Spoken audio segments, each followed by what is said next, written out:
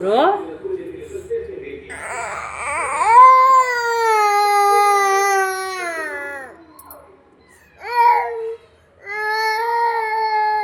Hello दोस्तों, कैसे हैं आप सब। Welcome back to my channel. तो अभी मॉर्निंग के बज रहे हैं 10 और मैंने नाश्ता वाश्ता बना के बच्चों को करा दिया है। अब मैं करूँगी घर की साफ़ सफाई। तो गर्मी इतनी पड़ती है ना कि कभी कभी तो ऐसा लगता है कुछ भी शूट ना करे, फटाफट काम निपटा के और सीधा रूम में जाके सो जाए। पता नहीं क्यों गर्मी में इतनी नींद क्यों लगती है। खैर नींद तो लगती है, बस सोने को नहीं मिलता है। तो जिनके छोटे बच्चे हैं वो समझ सकते होंगे कि वाली कितनी नींद लगी रहे, लेकिन अगर आपका बच्चा जग रहा है तो आप नहीं सो सकते हो।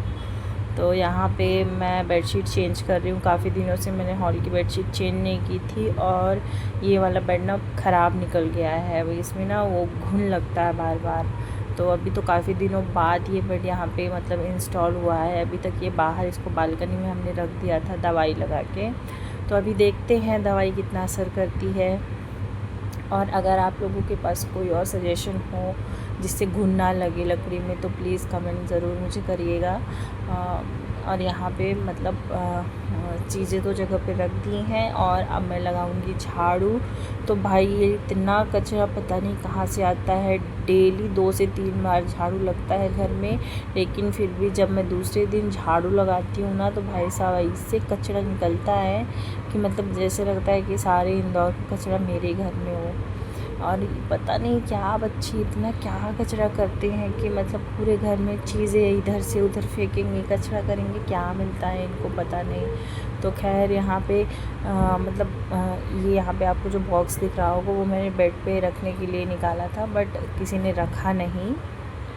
तो वही मैं बोल रही हूँ कि कोई भी चीज़ जो मैं हाथ ना लगाऊँ तो हाथ कोई नहीं लगाता है। मतलब मैंने इसके पापा को बोला था तो ये नहीं रखे, भूल गया इनको।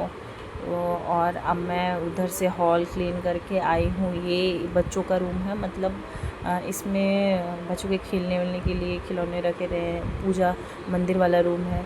तो ये फ्रिज के पीछे काफ़ी दिनों से मैंने साफ़ नहीं किया था और जब भी झाड़ू लगाओ तो कुछ ना कुछ कचरा इसके नीचे घुस ही जाता था। वही तो कचरा घुस गया था, तो वही मैं देख रही थी।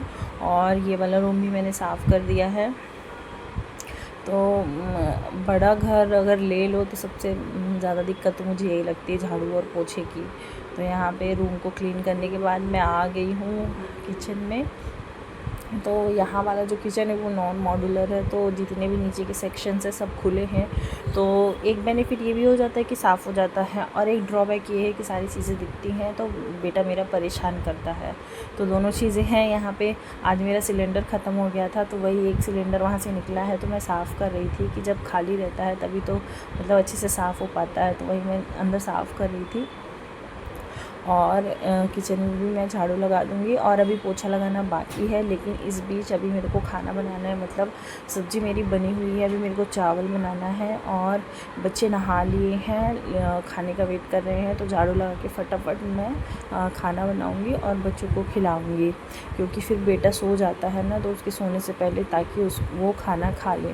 तो यहाँ पे मैंने चढ़ा दिया है चावल और झाड़ू अभी थोड़ा सा बचा हुआ है, लेकिन मैंने उसको बीच में ड्रॉप करके और पहले खाना बनाया है, क्योंकि बाबू रोने लगा था और उसको अब मैं चाहिए। और अगर अब मैंने इसको फीड करा दिया तो ये सो जाएगा। और अभी देखिए कितनी बड़ी बड़ी आंसू ये रोया है। यहाँ पे मैं भी आपको दिखाती हूँ। मतलब जब ये इसको होता है ना कि मम्मा गोदी ले, तो फिर मम्मा गोदी ही ले, कोई भी काम ना करे। और मैंने थोड़ा सा मैं इसको बोली कि जाओ खेल लो, तो वही रो रहा है कि मम्मा गोदी नहीं ले रही है। अब शायद उसको भूख भी लग रही होगी, तो मैंने फटाफट चावल बनाया, थोड़ा उसको खिलाया ताकि वो उसका माइंड डाइवर्ट हो। और यहाँ पे मैं उसको खिला रही हूँ, लौकी की सब्ज़ी है, दही है और चावल है। तो ये सब खा लेता है, ऐसा नहीं है कि मतलब मुझे इसके लिए कोई स्पेशल खाना बनाना पड़ता है।